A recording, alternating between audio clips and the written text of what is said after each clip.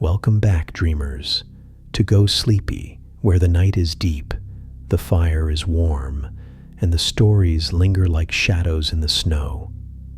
Tonight we enter a darker path, a tale of vengeance, destiny, and the last wolf of Winterfell. Settle into your quiet corner, let the cold winds fade away, and allow your mind to wander through the ruins of Westeros. This is Arya Stark's final revenge, a saga whispered in the dark, forged in steel, and written in blood. Close your eyes, breathe slow, and let the story begin. The halls of Winterfell still echoed inside Arya Stark's skull, long after she had fled them. Laughter, steel, and wind, the clatter of her wooden sword, the voice of Jon Snow placing needle in her hands. Stick them with the pointy end. She didn't know then that needle would become more than a sword. It would become her anchor to the girl she once was, and the weapon of the killer she would become. Arya Stark was born a wolf, but she grew up hunted. When King Robert's procession arrived at Winterfell, Arya had been a child, quick to run, quick to fight, quicker still to see the truth men tried to hide. She had always sensed the rot in King's Landing, long before the Starks marched south. Beneath the gold and silk, she smelled Lannister treachery. But she was a girl, a child, a wild slip of a thing. No one listened. Death began its slow schooling early. The first lesson came with the butcher's boy, Micah. Arya had watched him die because a prince lied, because a king feared a queen, because the Lannisters were wolves dressed in lion skins. Jory Cassell died next. Her father followed. Every death carved a name into her bones. She learned to run. She learned to hide. But she also learned to listen. And it was at Harrenhal, ancient, haunted, broken Harrenhal, that Arya Stark learned the true sound of cruelty. The cracking of bone under Sir Gregor's fist. The screaming of prisoners boiled alive to make examples. Lannister banners hanging from blackened stone, fluttering like vultures around a corpse. Yoren kept her alive, not safe, just alive. Remember the man who killed your father, he told her. Arya remembered them all. It was there, sitting in the shadow of Harrenhal's twisted towers, that she whispered her list for the first time. Her voice cracked with hunger and rage. Joffrey, Cersei, Ilyn Payne, the Hound. Her breath misted. Polliver, Raff, the Mountain. Each name was a confession and a prayer, but one name she whispered with venom so thick it tasted like blood. Walder Frey. She didn't yet know the red wedding loomed, but she felt its shadow. The twins were already cursed, the Freys already rank with betrayal. A wolf's nose knew corruption long before men sniffed danger. When Arya fled Harrenhal, she carried more than needle. She carried purpose. Her first real kill came not in battle, but in opportunity. Polliver, the man who took needle, the man who stabbed Lamy, the man who laughed as children begged. Arya remembered every detail, every word. And when the moment finally came at the inn, she didn't hesitate. "Something wrong with your leg, boy?" Polliver mocked Lamy before killing him. Arya repeated his own words back into his ear as she drove needle through his throat. It was the first time she killed on purpose. It would not be the last. Something inside her shifted then, not broken, but reforged. She didn't smile. She didn't cry. She simply watched the light leave his eyes as if observing a candle snuffed by wind. Death wasn't frightening. Death was quiet. Death was hers. But the world wasn't finished killing her family. At the Red Wedding, Arya heard her mother scream. She smelled her brother's blood in the river before she knew why. She saw Frey men joking over wolf pie. She felt her spirit crack, but not shatter. Most people would break from grief. Arya Stark was not most people. She didn't weep when the hound dragged her away. She didn't faint when she saw Grey Wind's mutilated body. She didn't run when soldiers searched the woods. She memorized the faces. She memorized the voices. She memorized the sigils on their armor. One day, they would be dust at her feet. It was during those dark days that her list transformed from whispered prayer to sacred scripture. It was no longer vengeance. It was a map of what had to happen. Her destiny was spelled out in their names. And yet, this was only the beginning. As the war shattered Westeros, Arya Stark drifted through it like a phantom. She traveled with the Hound, watched him kill, learned how to survive among monsters. The Hound was cruel, but honest, brutal, but real. In another life, she might have spared him. In this one, his name remained. But death had bigger plans. Across the narrow sea, a different kind of training awaited, a darker kind. When she crossed the Titan's shadow into Braavos, she felt it, fate tightening around her throat like a noose. There, in the house of black and white, Arya shed her childhood. She learned to lie without blinking, listen without breathing, kill without question. But the truth was simpler. She did not want to be no one. She wanted justice. She wanted retribution. She wanted her list. And so every blow she endured, every lie she told, every life she took, these were not sacrifices to the many-faced god. They were preparations for the coming storm. Because Arya Stark was not becoming no one. She was becoming the most dangerous someone Westeros had ever birthed. Her list was not shrinking. It was sharpening. And in the dark halls of Braavos, Arya whispered the names like a prophecy. Cersei, Elin Payne, Meryn Trant, Walder Frey, Raff, the Mountain, Melisandre, and more, always more. A girl was learning to kill gods, and soon Westeros would drown in the consequences. The House of Black and White did not welcome Arya Stark. It consumed her. Braavos was a city of secrets, fog-drenched canals, ships from every corner of the world, and shadows that seemed to whisper. But the temple of the many-faced god was something else entirely. It loomed over the harbor like a mausoleum carved for forgotten kings, a place where the living walked only by the god's permission. Arya arrived with nothing but needle and names. The priests offered her nothing but silence. "Who are you?" Jaqen H'ghar asked her. "Arya Stark," she answered. So he struck her. "You are no one." The lesson began. The faceless men broke Arya to rebuild her.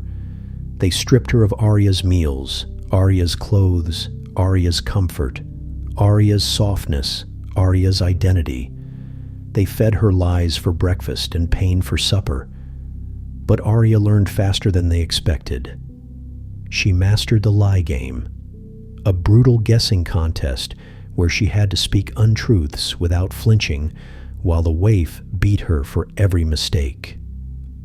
She learned to read faces by the twitch of an eyelid, the tightening of a jaw, the tremor in a hand. She learned to listen to voices the way a butcher listens to bone snapping. Most people lied by accident. Arya lied with purpose. Years earlier, she had whispered her kill list. Now she could hide it behind a smile. The priest taught her poison next, not simply how to use it, but how it behaved, how a pinch of sweet milk killed quickly but quietly.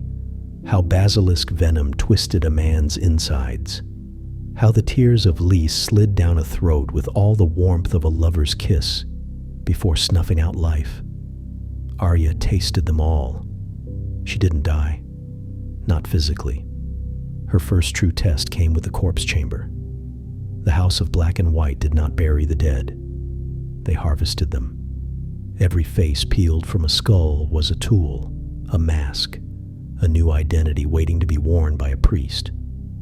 Arya scrubbed bodies until her fingers froze, learned the texture of death as intimately as a midwife learns the first cry of a newborn.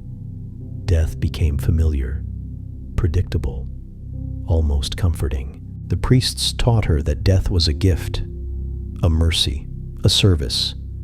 Arya knew better. Death was a weapon, her weapon. The next test was harder. Jaqen gave her a vial and a target, the Thin Man, a corrupt life insurer who denied a father's rightful claim. The many-faced god demanded him. Arya shadowed him through the streets, watched how he prayed, how he ate, how he touched his children's heads with affection. His humanity was not a shield. Her duty was clear. But then she saw a ship in the harbor, a Westerosi ship, a ship flying Lannister red. A man descended the gangplank, laughter booming. Someone Arya recognized. Meryn Trant. Her blood turned to wildfire. Here was a man who had beaten Sansa, served Joffrey, butchered innocents without shame. A man who had sneered at House Stark. A man Arya had put on her list with burning hatred. Jaqen wanted her to kill the Thin Man. Arya wanted to kill Trant. So she disobeyed. The brothel echoed with screams the night Arya Stark chose her path. She stalked Trant through Braavos, learned his vile tastes, watched him select terrified girls like a butcher examining cuts of meat. She didn't need a god's permission to bring justice. When she cornered him in the candlelit chamber, he didn't even recognize her. That made it sweeter. "I'm Arya Stark," she hissed, rolling his name in her mouth like poison. "You were the first person I ever added to my list." Needles sliced his flesh with clinical precision. She did not blink. She did not waver. She did not show mercy. The many-faced god had been denied his due. But Arya Stark, she had claimed hers. Her punishment came swift. Blindness. The priest stripped her of sight, but not purpose. She learned to fight by sound, by air shifting around her, by the static electric hum of danger. The waif beat her daily. Arya learned to anticipate the blows. She heard the swirl of a stick cutting air centimeters before it struck her skin. Every moment sharpened her. A girl who cannot see learns to listen. A girl who cannot see learns to smell. A girl who cannot see learns to sense. She was no longer Arya Stark, but she was not no one. She was something in between, something sharper, something deadlier. When her sight finally returned, the first thing she saw was her own reflection in the temple's pool. Calm, cold, unrecognizable. Jaqen approached her. A girl has taken her first face. But Arya's voice was steel. A girl has one last task. Her final test came quickly. Kill the actress Lady Crane. Arya watched her from the shadows, studied her, and found a good woman, a kind woman, a woman who did not deserve the gift of death. So Arya refused again. She chose the Stark way over the faceless way. She chose morality over neutrality. She chose justice over obedience. She chose her list. For this, the waif hunted her. For this, the temple condemned her. For this, Arya should have died. But she didn't. Arya killed the waif in the dark, in silence, cutting out the one piece of herself that still believed she could ever be no one. Then she confronted Jaqen one final time. "A girl is Arya Stark of Winterfell," she declared, "and I'm going home." The priest smiled. Not approval, but prophecy fulfilled. Yes, finally. Arya left Braavos not as a faceless assassin, but as a Stark with the skills of a god-killer. Her list awaited. Westeros awaited. Justice awaited. And Arya now had every weapon she needed to deliver it. When Arya Stark left Braavos, she did not sail home. She sailed into war. The sea winds cut like knives, but Arya welcomed the cold. It reminded her of Winterfell, the place stolen from her, the place she would reclaim, the place her enemies had spat on. But more than the cold, she welcomed the clarity. The girl from Winterfell had died. The girl in Braavos had been broken. What rose from the pieces was sharper than any blade she carried. Arya Stark was no longer running from death. She was chasing it. Her ship drifted past the cliffs of the Vale, and the sailors whispered that the world was changing. Kings were dying, some in beds, some in chambers, some in battlefields. Rumors swirled of Bolton banners flying over Winterfell. Arya felt a sickness deep in her gut. Her home was held by traitors. Her brother and mother were dead. Her sister's fate was a shadow. The Freys still laughed in their halls. The Lannisters still ruled in their palace. Her list remained long. Vengeance was not a goal. It was a map. If she went home now, she would break before she began. The North could wait. Winter could wait. But her list? Her list demanded blood now. Arya returned to Westeros through the Riverlands, where chaos festered like an untreated wound.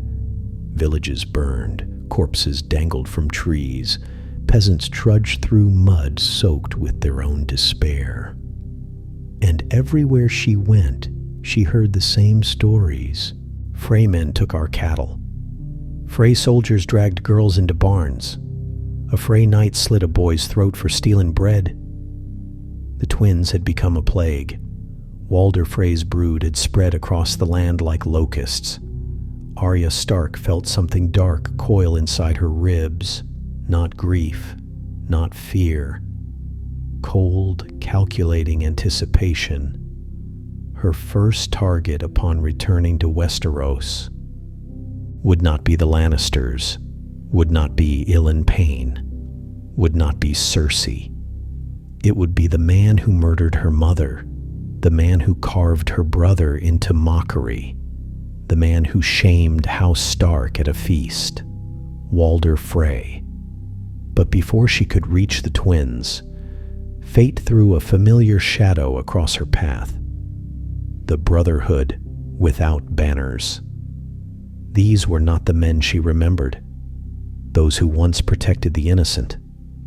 These were cutthroats twisted by Red Woman's fire, hanging peasants without trial, burning homes in the name of a justice they no longer understood.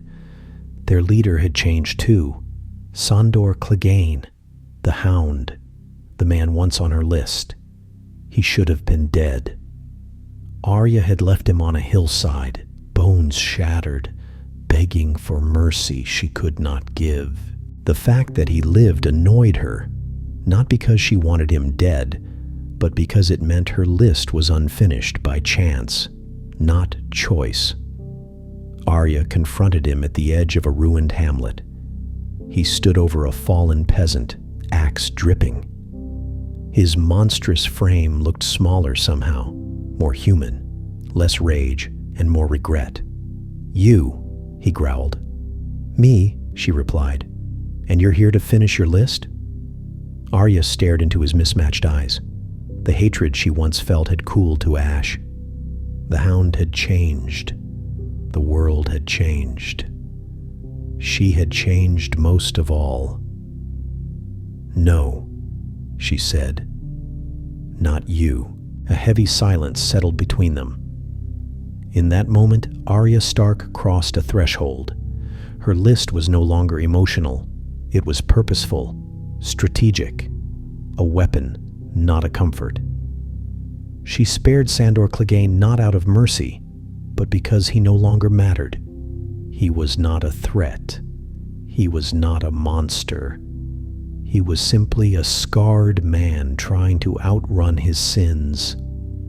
Her vengeance was for monsters only.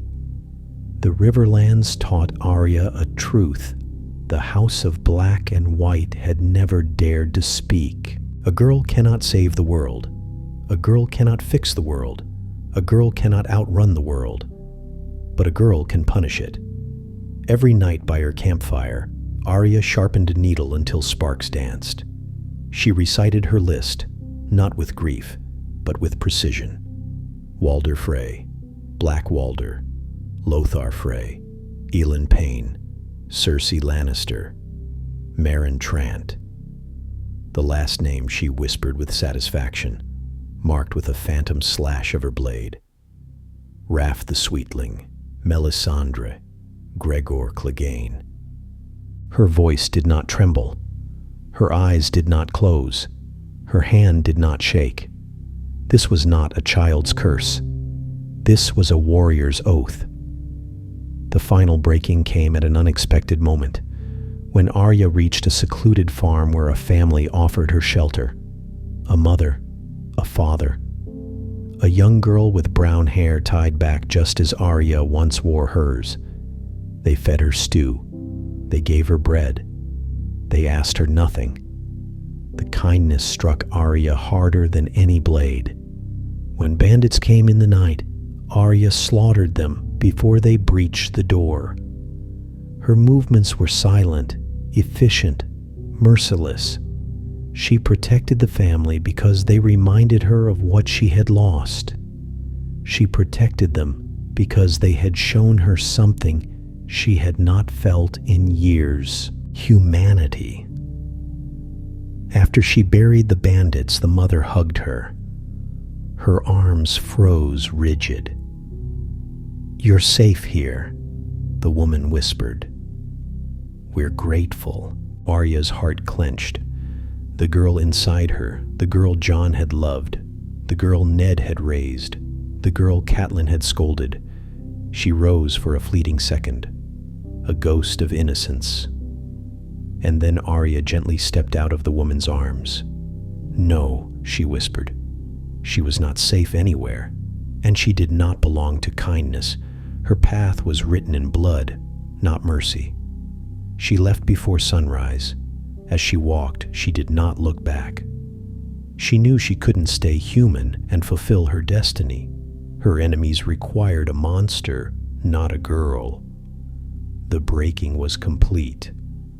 Arya Stark was no longer becoming death. She was death, and the Freys would be the first to understand the cost of their crimes. The twins rose from the river like the jaws of some monstrous beast, two towers joined by stone and spite, guarding the Frey crossing with a greed older than Walder Frey himself. The banners flapped in the wind, pale blue, crossed towers on silver, once symbols of a minor house, now symbols of betrayal. Arya Stark stood on the riverbank, cloak dripping rain, watching the lights flicker through the arrow slits. This was the place where her mother screamed, where her brother fell, where the music turned to murder. Here, a boy was crowned with a wolf's head. Here, the Starks were butchered like animals. Arya never forgot, and Westeros would remember too. Her face shifted, not magically, not with glamour or illusion, but with skill crafted through pain. Arya Stark had learned the craft of death, and tonight she would paint with it. She approached the gate wearing the face of a passing sellsword, a thick-jawed brute whose corpse lay hidden beneath the reeds downstream. The guards barely looked at her. Frey men were arrogant, and Walder's brood believed themselves untouchable.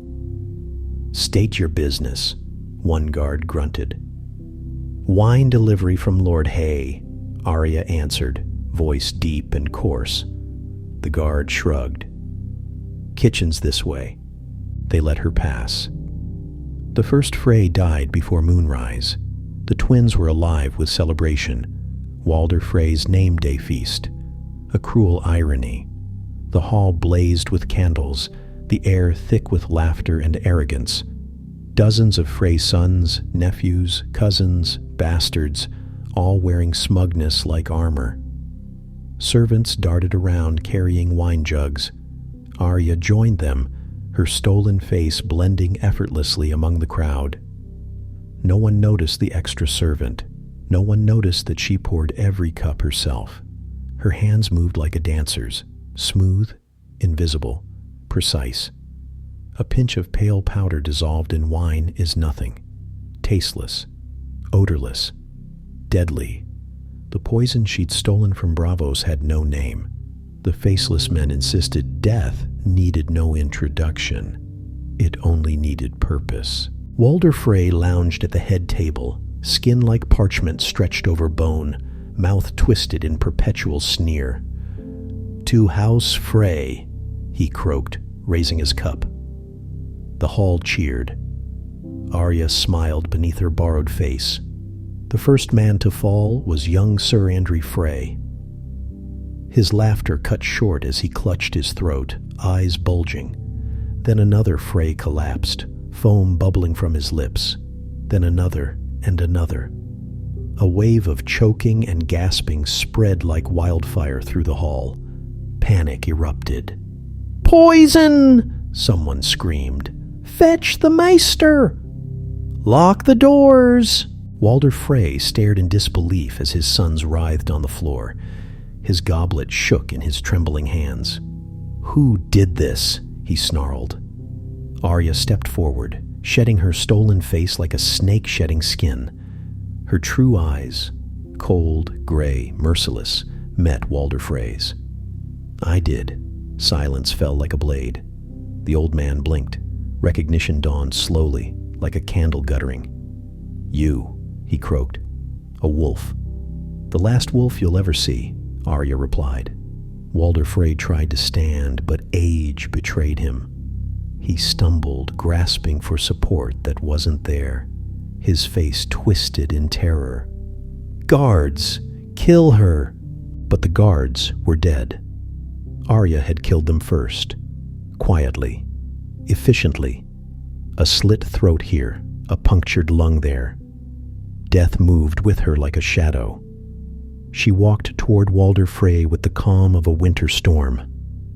"This is for Robb," she said, placing needle against his throat. "And this," she pressed deeper, "is for my mother." Walder Frey gargled a plea. Arya didn't let him finish. Needle slid across his throat in a whisper of steel. The man who orchestrated the red wedding collapsed with a dull thud, his lifeblood pooling at Arya's feet. There was no triumph, no joy, no tears, only cold silence. But Arya was not done. She moved through the castle like death incarnate. Black Walder Frey she found in the kitchen, trying to flee through a servant's passage. She dragged him back by his hair and opened his belly like butchering a hog. "Remember the wolf pie?" she whispered as he screamed. "Now you're in one." Black Walder died choking on his own blood. Next she hunted Lothar Frey, the smiling snake who conspired with Rose Bolton, who lulled her mother into false comfort with pretty words before stabbing her. She found him in the library, trembling behind a desk. Lady Stark begged for her son, Arya said, stepping over scattered books. She screamed for you to stop. Lothar whimpered. Please, Arya. You don't say my name. She cut out his tongue first, his heart next. The night turned into a ritual. Every Frey who had raised a hand, lifted a blade, or uttered a word against House Stark died. Men fled into the courtyards, but Arya hunted them in the rain. Crossbowmen fired from balconies. Arya slipped through shadows and slit their throats one by one. Dogs howled in terror. Servants hid beneath tables. By dawn, the Freys lay dead in a feast of their own making. The twins, once a monument to Walder's arrogance, smelled of blood, wine, and smoke. Arya stood in the great hall, bodies scattered around her, needle dripping crimson. Red wedding banners dripped from the rafters. The air was still. But Arya knew there was one final task. She dragged Walder Frey's corpse to the head table and carved him carefully, precisely. She worked with the detached calm of a surgeon. When she finished, she placed his remains into a meat pie, his own recipe, a message, a warning, a promise. On the high table she placed a single note written in Frey blood. The North remembers. The wolf lives. Then Arya Stark of Winterfell walked out of the twins without looking back. Her list had begun to bleed, and the Lannisters would be next. The morning after the Freys fell, Arya Stark rode west beneath a bruised sky. The twins burned behind her, smoke curling into the dawn like a black serpent. The riverlands whispered of ghosts, of vengeance dressed in wolfskin. Travelers swore that death itself had taken the shape of a small girl with cold gray eyes. Arya did not correct them. Death was her companion now, and the Lannisters were her next destination. Every mile toward King's Landing stripped another layer of humanity from her. The faces of her family rose before her like specters. Ned's calm strength, Catelyn's fierce love, Robb's honor. She carried them not as memories, but as fuel. Tywin Lannister once said, "A lion does not concern himself with the opinions of sheep." But Arya Stark was no sheep. She was a wolf, silent, starving, relentless. And the lions had forgotten that wolves hunt in the dark. 1 pain. The headsman falls. Her first target among the Lannister ranks was not a lord, but the man who ended her father's life. Sir Elend Payne, the mute executioner of King's Landing. She found him on the Gold Road, escorting a Lannister supply caravan south. His reputation still preceded him. Tongue ripped out long ago for insolence, face carved with scars, eyes cold as the iron he wielded. He sat astride his horse, silent as a gravestone. Arya followed their convoy for 2 days, stalking them like a shadow. When the caravan stopped to rest near a forested ridge, she struck with practiced precision. The first guards died quietly, throats slit, mouths covered, bodies dragged into the underbrush. Arya moved like smoke between trees, needle an extension of her breath. By the time the remaining soldiers realized something was wrong, half their number lay dead. Elend Payne drew his greatsword, a monstrous blade he once used on her father. Arya approached him slowly, hood down, face unhidden. He recognized her, not by name, by vengeance.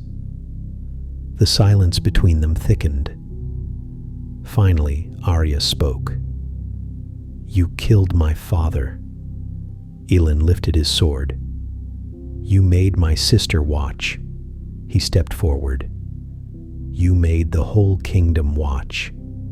Steel met steel as needle blocked the greatsword. Sparks flew. Arya ducked under his swing and stabbed his thigh. Pain did not cry out.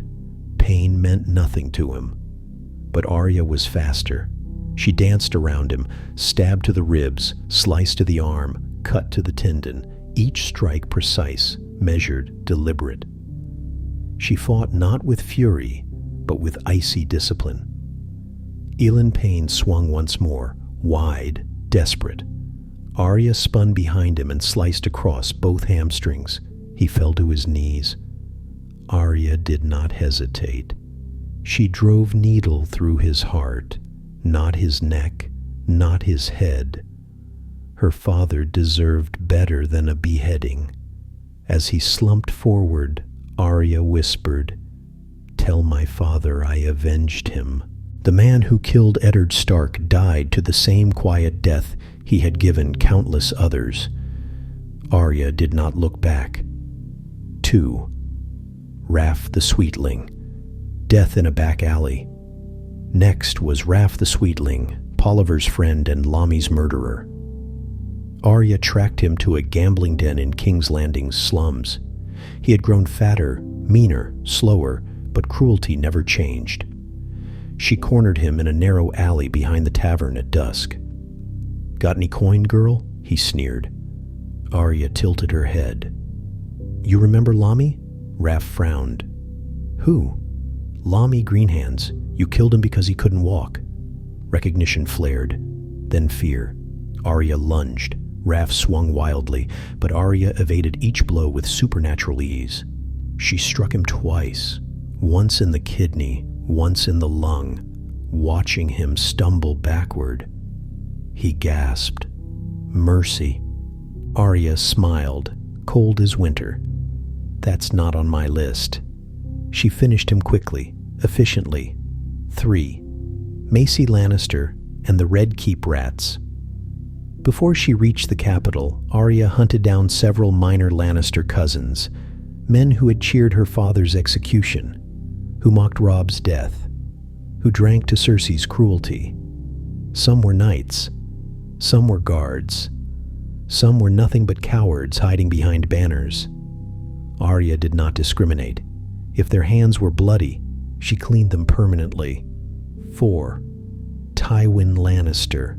The lion meets the wolf, but the greatest lion required the greatest kill.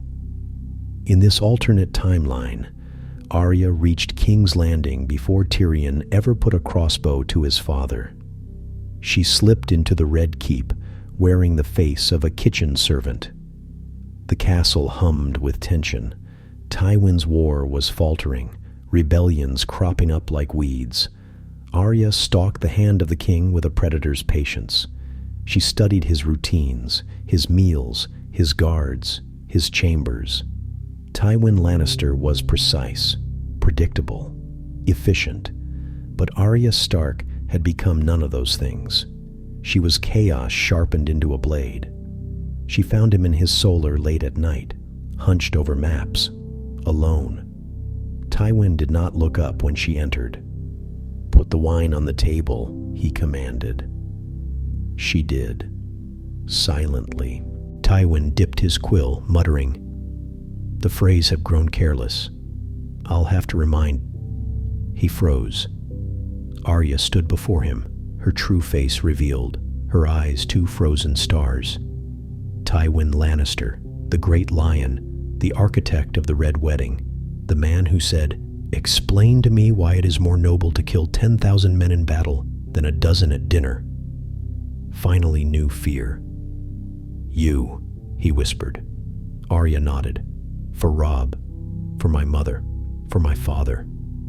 Tywin reached for a dagger, far too slow. Arya struck.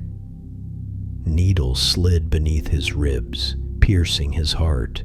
He gasped, shocked that death had come not from a rival lord, not from a betrayal, not from a battle, but from a Stark girl too small to wear her father's cloak. Tywin Lannister died choking on his own blood, eyes wide with disbelief. Arya wiped Needle clean on his golden robes. 5. Cersei Lannister, marked for death. Cersei was not in the castle that night. She had left for a meeting with Qyburn. But when she returned and found her father dead, a message carved into his desk, written in Frey blood, The North remembers. You're next. Cersei Lannister felt something she had never felt before, hunted. Arya Stark had claimed another lion, and now the Queen's time was beginning to run out. King's Landing roiled like a wounded beast after Tywin Lannister's death. Spies scurried like rats, guards doubled their patrols, and whispers filled the throne room. The Queen raged behind closed doors, overturning tables and screaming until her voice cracked. But for all her fury, Cersei Lannister could not change one truth. A wolf was hunting her. Arya Stark moved through the city unseen, wearing new faces every day. A baker's boy, a washerwoman, a stable hand, a novice from the Great Sept. Cersei's spies searched everywhere. They never found her. Because Arya wasn't chasing Cersei next. She was finishing the others, finishing the names. Death was a ritual, and she would complete it with perfection. 1. Melisandre. The Red Woman's last prophecy. Arya tracked Melisandre north, following a trail of burnt bodies and broken prophecies. The Red Woman traveled with a dwindling company of zealots, heading toward the Wall on some mission of fire and destiny. Destiny had other plans. Arya found her in a ruined sept near Maidenpool, its stained glass windows shattered, moonlight pouring in like ghostly fire. Melisandre knelt in silent prayer, red hair glowing like embers. The moment Arya stepped inside, the priestess spoke without turning. "I knew you would come." Arya halted, face unmasked, eyes cold. "You took Gendry," she said. "He is safe now," Melisandre answered softly. "But your eyes hold death." Arya stepped forward. "You said we would meet again. And here we are." Melisandre finally rose and faced her. Her red eyes glimmered with something strange. Not fear, not triumph. Something almost like resignation. "You are not a tool of the many-faced god," she murmured. "You are his storm." Arya didn't care for prophecy, only justice. She lunged. Melisandre moved surprisingly fast, dodging the first strike and reaching for a dagger of dragon glass. Flames flickered unnaturally along the blade. Arya parried, sparks flying as needle met obsidian. Melisandre whispered a spell, but Arya struck first, slash in her arm, then sweeping her legs from beneath her. The red blade skittered across the floor. Melisandre gasped, bleeding, and whispered through trembling lips. "I have seen your face in the flames, a shadow walking, a blade singing, 1,000 deaths behind your eyes." She looked into Arya's gray gaze and smiled faintly. "You are the end." Arya plunged needle into her heart. The Red Woman collapsed, hair spilling around her like blood. Her last whisper curled into the cold air. "Valar Morghulis." Arya left her where she fell. 2. Thoros of Myre. The broken brother. Arya found Thoros with the remnants of the Brotherhood without banners. They had become corrupted long before, twisting justice into cruelty. Thoros still drank, still preached, still revived Beric when needed. But this time, Beric was dead for good. Fire magic had abandoned them.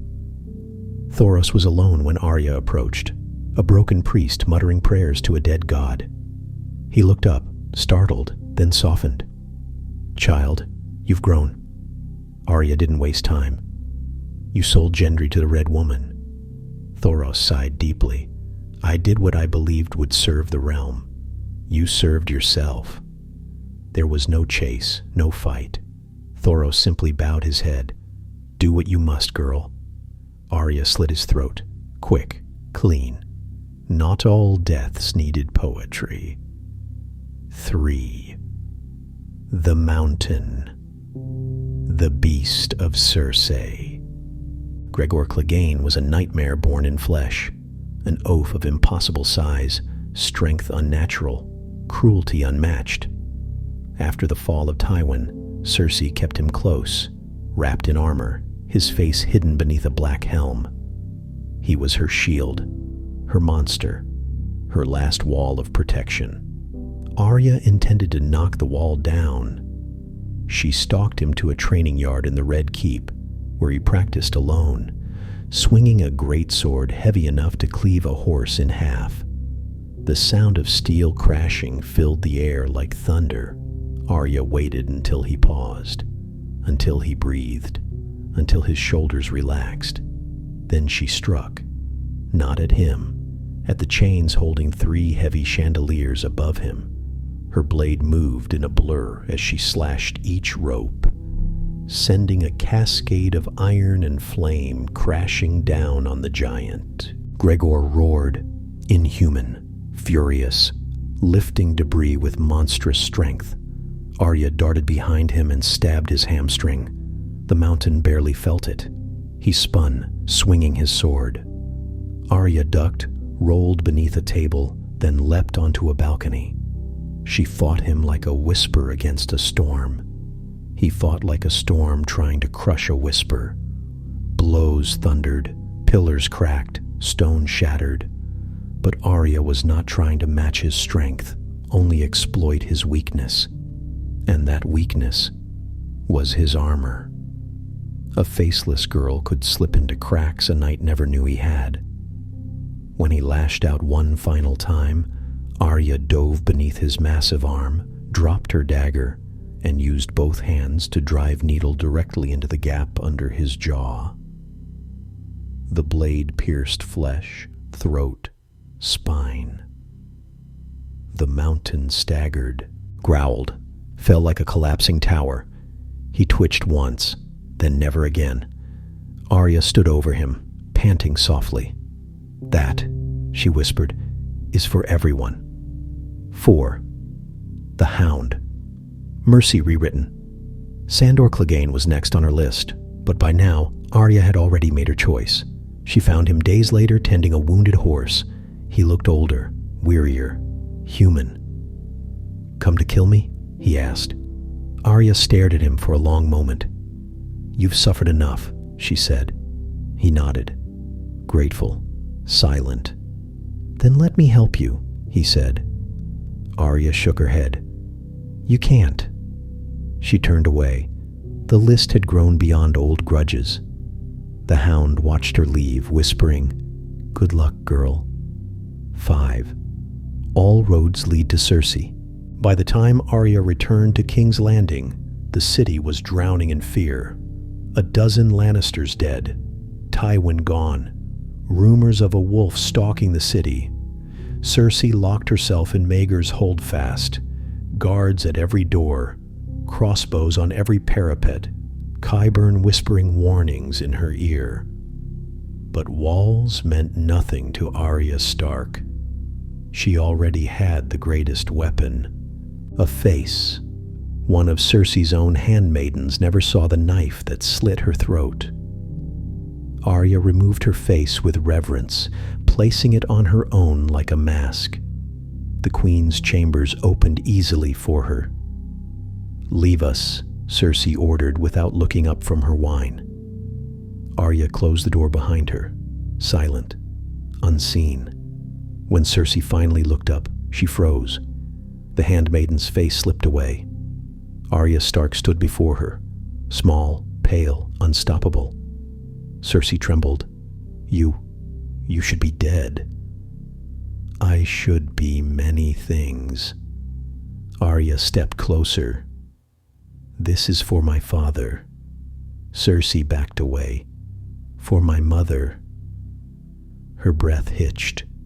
"For my brother." Cersei raised a dagger in desperation, but Arya caught her wrist, twisted, and drove the blade into the queen's chest. Cersei gasped, choking on her own blood. Arya whispered the last words the queen would ever hear. The North remembers. Cersei Lannister died without prophecy, without fanfare, without a throne, killed by the girl she once dismissed. A Stark, a wolf, death itself. Arya wiped the blade clean and vanished into the halls before the guards ever knew their queen was dead. Her list was dwindling, her vengeance nearly complete. Only one chapter of death remained. Snow fell like silent ash as Arya Stark crossed into the north. Not the soft snowfall of childhood, gentle and warm in memory, but a cold, merciless storm that scraped the land raw. Winter had come. The forests were skeletal, the rivers frozen, the wind sharp as broken steel. It felt like home. Arya had not seen the north in years, yet every scent, every sound, every shadow awakened something buried deep inside her. Childhood memories flickered like dying embers. Jon ruffling her hair, Robb sparring in the yard, Sansa singing by the window, Bran climbing the walls. Their ghosts walked with her, whispering through the pines. But Arya Stark was not returning as a daughter, not as a sister, not even as a Stark. She returned as vengeance incarnate, a rumor made flesh, a whispered nightmare, a wolf with no pack, only a mission. The Riverlands had given her purpose. The Lannisters had given her blood. The Freys had given her justice. Now the North would give her peace, or the closest thing a killer could find. The bannermen who betrayed the North Arya reached a burned-out inn near the last hearth when she first heard the whispers. "A girl," a farm wife murmured to a traveling merchant. "No bigger than my daughter, slaughtered a dozen Freys in their own hall."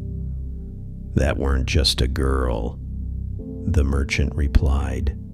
"That was a ghost. A Stark ghost." Arya said nothing, hood low over her face, needle hidden beneath her cloak. She warmed her hands by their fire, invisible among the living. "Word is," the farmer continued, leaning closer, "House Umber's gone dark. Boltons using their halls. Northern lords bending to the flayed man." Arya's jaw clenched. House Umber, House Karstark. Northern houses who pledged loyalty to her father, then betrayed Robb to save their own skins. The Freys had died for treachery. The Lannisters had died for cruelty. Now the North would answer for betrayal. Arya rose before dawn and vanished into the storm. The Karstark matriarch. Karhold loomed over the snow like a frozen tomb. Torches flickered against the walls, illuminating guards wearing the direwolf sigil crossed with Bolton red, a stain on her father's land. Arya infiltrated the castle as she had so many others, swiftly, silently, unseen. She scaled the walls using frozen handholds, slipped past half-asleep guards, and entered the keep through a servant's window. Lady Alice Karstark, the widow who had sworn her loyalty to Bolton after betraying Robb, slept in her chambers, warm beneath bearskin blankets. Arya stood over her, face bare, snow dripping from her hair. Lady Alice's eyes snapped open. "What? Who?" "I am Arya Stark of Winterfell." Recognition struck like a physical blow. "Arya? Child, we thought you dead." "You hoped we were dead." The woman paled. "We only did what we had to." Arya pressed needle to her throat. "No," she said coldly. "You did what was convenient." Karhold's lady pleaded, begged, tried to cry forgiveness, but Arya had no room left in her heart for mercy. Mercy was a luxury for the living. Arya slid needle across her throat and watched the blood pool in the furs. Thus dies betrayal. she whispered. She left before the screams began. The Umber lordling next was House Umber, their stronghold shrouded in snowfall thick as wool. Small John Umber had betrayed Rickon Stark, delivered the boy into Ramsay Bolton's hands, a crime carved into Arya's soul like a phantom wound. She found the Umber lordling, Small John's cousin, in the stables, feeding a horse. He never heard her approach. "Pretty horse," Arya said softly. The man spun, startled. "Seven hells! Who?" "A wolf," Arya answered. Recognition dawned slowly, then terror. You're one of Ned Stark's." "Arya," he stumbled backward. "You don't understand. We only did what Ramsay demanded. He'd have killed us otherwise." Arya stepped closer. "So you chose to let him kill Rickon instead?" The man's voice cracked. "We were afraid." "Rickon was too," Arya whispered. He lunged for a pitchfork. Arya slit his wrist. He screamed. She silenced him with a blade through the heart. The horse beside them remained calm. Animals sensed predators, but it sensed justice too. Arya wiped her blade clean on the hay. 2 traitors down. More remained. The Bolton shadow over Winterfell. The North had broken because of 2 houses. But the North had bled because of one, Ramsay Bolton. Had Arya arrived sooner, she might have slit his throat herself. But when she reached the foothills overlooking Winterfell, she saw new banners flying. The direwolf. Her breath caught. The Boltons were dead. Winterfell was free. The North was rising. She watched the torches flickering along the walls. Torches carried by men wearing Stark colors. Torches held by Northern soldiers who had finally rediscovered their honor. Arya did not approach the gates. She did not enter the halls. She did not reveal herself. She wasn't ready to be a sister. Not yet. The blood of too many kills clung to her hands. She feared what Sansa or Jon might see in her eyes. Instead, Arya slipped into the godswood like a ghost. The leaves of the weirwood were red against the snow, like blood dripping over bone. The carved face stared at her, ancient and solemn. Arya knelt. "Father," she murmured. Wind stirred the branches. Snow whispered over the roots. The old gods did not speak, but Arya felt them. A pulse beneath the earth, a cold acceptance. She was home, and yet not. After a long silence, she rose. The North no longer needed a killer, but Westeros did. And her list wasn't fully complete. The legend begins. As Arya traveled across the North, she became something more than a girl, more than a wolf, more than a killer. She became a story. Villagers told tales of a silent Stark ghost avenging the weak. Soldiers whispered of a faceless assassin wearing the storm as a cloak. Children pretended to see her in the shadows of the woods. Minstrels sang, "A girl with a blade, a wolf with no pack, death on her breath, winter at her back." Arya found no pride in their awe. She found no comfort in their fear. She found only purpose. Her list was almost finished. But one last name remained, a name whispered across the sea, a name tied to fire and shadow, a name that needed to end for Westeros to truly breathe again. Arya Stark turned south, towards the last enemy, the final reckoning, towards the fate that awaited her after vengeance. The next road would not lead home. It would lead to destiny. The road south wound like a serpent through frost-bitten valleys and storm-choked moors. Arya followed it as a shadow, silent, precise, relentless. The wind howled around her, tugging at her cloak, but she barely felt the cold. Winter had settled inside her long ago, carved into her bones by loss, tempered by training, sharpened by vengeance. She no longer traveled as a girl seeking retribution. She traveled as something beyond mortal, a force, a myth, a whisper of the many-faced god that had slipped its leash. Every step she took left a faint trail in the snow, but even the snow struggled to hold her imprint. She was becoming untethered from the world of the living, one death at a time. Her list was nearly complete. Only one name remained, a name strong enough to shake kingdoms and burn armies, a name bound to ancient prophecies and rivers of shadow. But before Arya reached her final target, fate delivered another reckoning.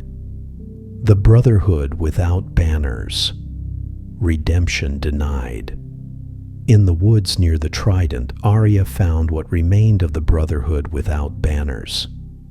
The once noble group had decayed into vigilantes little different from raiders, hanging men without trial, punishing villages that refused their tithe, preaching justice without mercy. They gathered around a blazing campfire, their voices rough with drink. Arya watched from the tree line.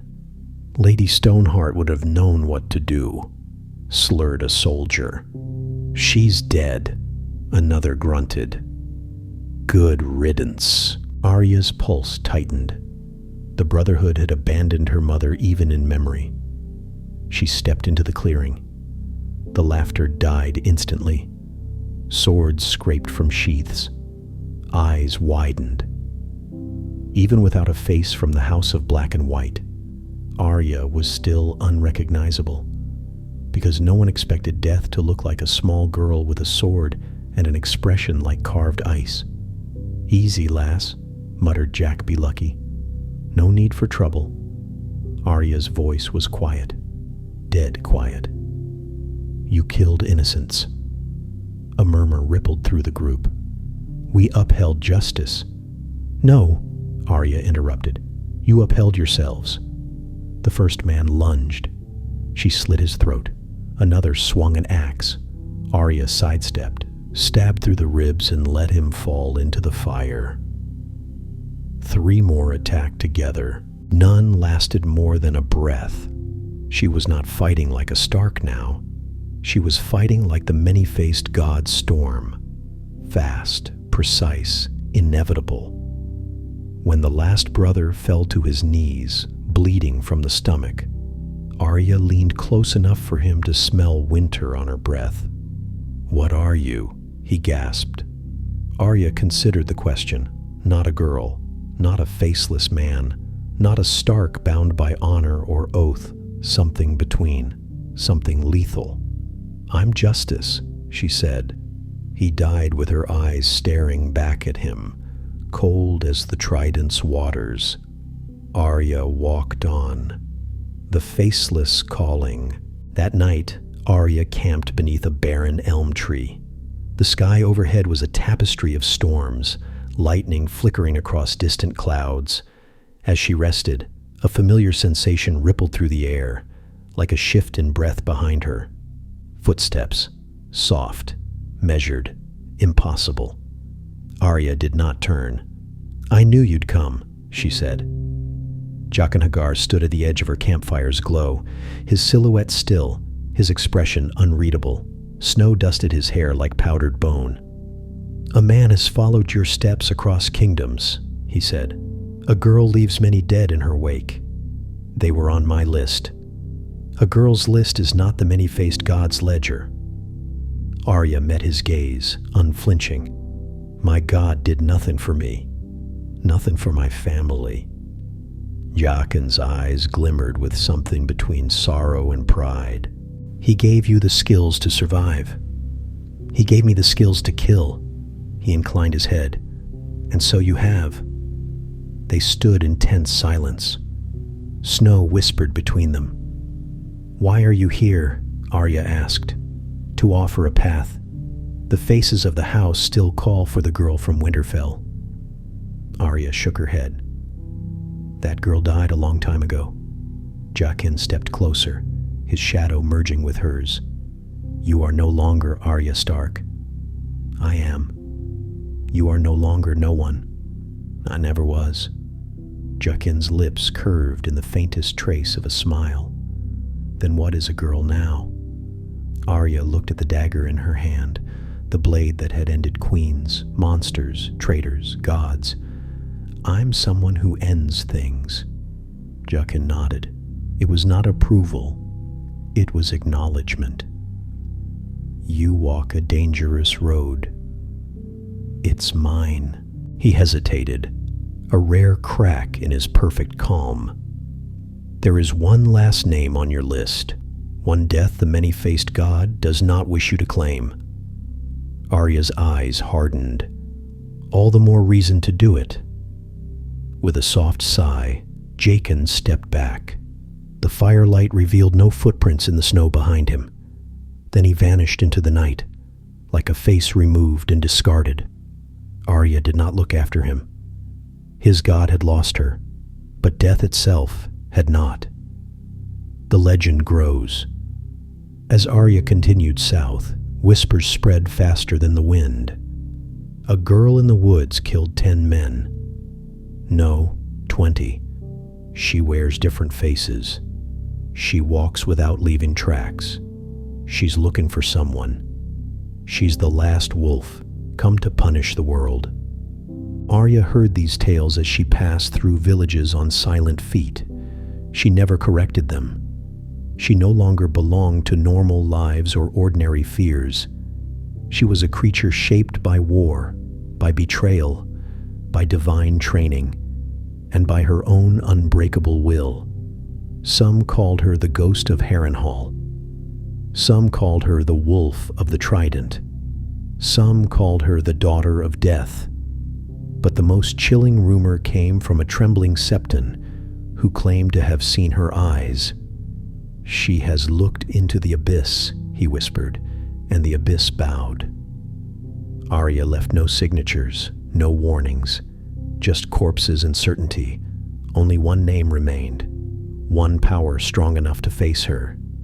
To finish her list, Arya Stark had to walk into the mouth of fire, into the shadow of dragons, into the heart of prophecy, into Daenerys Stormborn.